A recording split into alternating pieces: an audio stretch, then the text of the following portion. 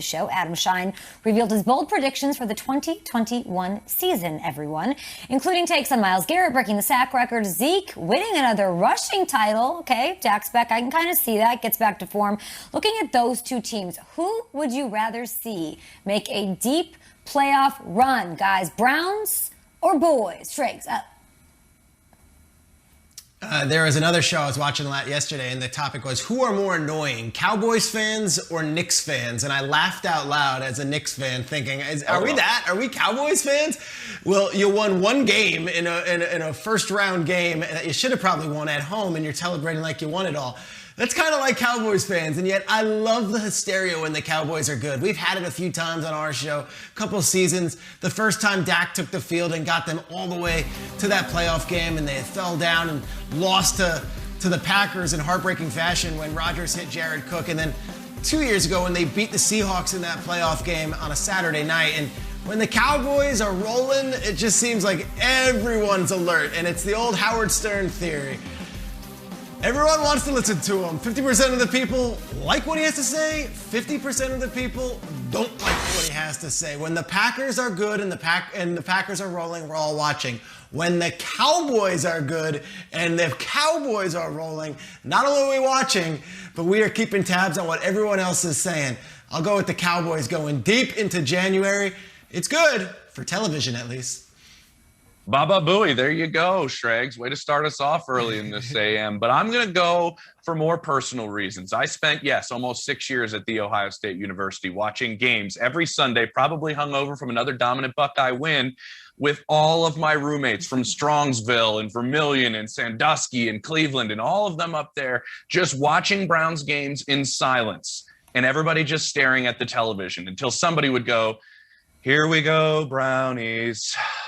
Here we go." Just the depressing factor of watching those games every single Sunday. I would love to see the Browns make a deep run, because at the same time, what does this mean if they go on a deep run into the playoffs for Ben Roethlisberger's season? What did it mean for the Ravens season? What did it mean for those other teams in the division? How did this year go down if the Browns are making a deep run? And I think all the personalities on that team, who doesn't want to see Baker Mayfield in playoff press conferences? Are you kidding me? All the new faces on the defensive side of the ball, did they come together? Two former #1 overall picks rushing the passer, and Myles Garrett and Jadeveon Clowney. I want to see, Sean, this defense go out there and play up to the expectations that some of us have on paper, but on offense, can they gel the way they did down the back stretch?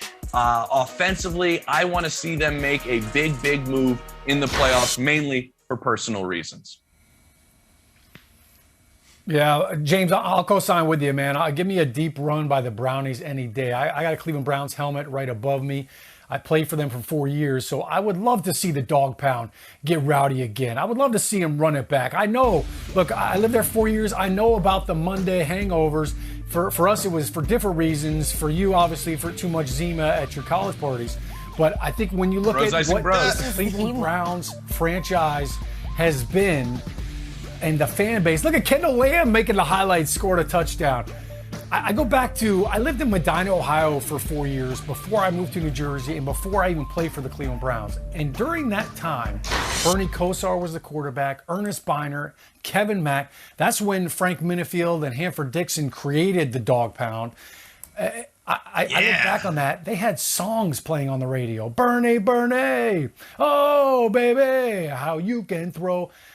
Cleveland is an unbelievable city. And don't stop, I want Sean. this playoff run for the Browns players, for the organization, for the fans. Bernie, Peter, you were there for the draft. You can throw. I know. I want to hear a song, though. I think James Palmer can take the second verse from me, but look, the Browns, Cleveland just held the draft. You were there. You got to see it, Peter, the fans, the excitement.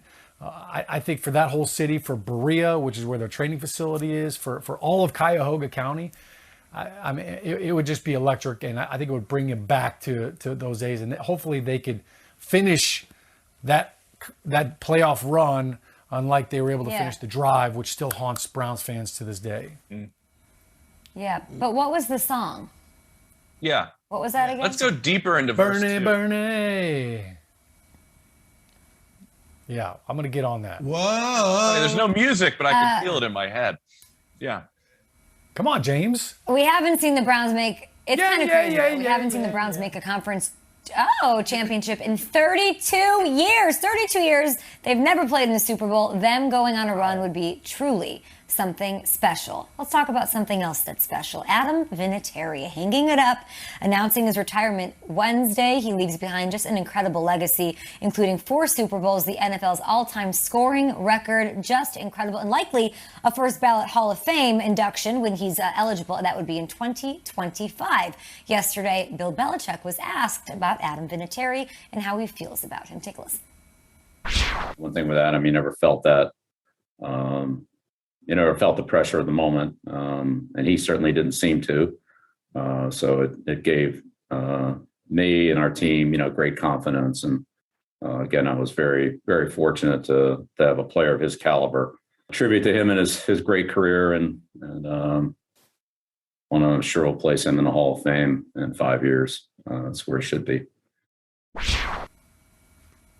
Adam has it all. Not many players have a career like that. Would you rather be a kicker, Peter, with a long career and multiple Super Bowls, or a Hall of Fame position player with no jewelry?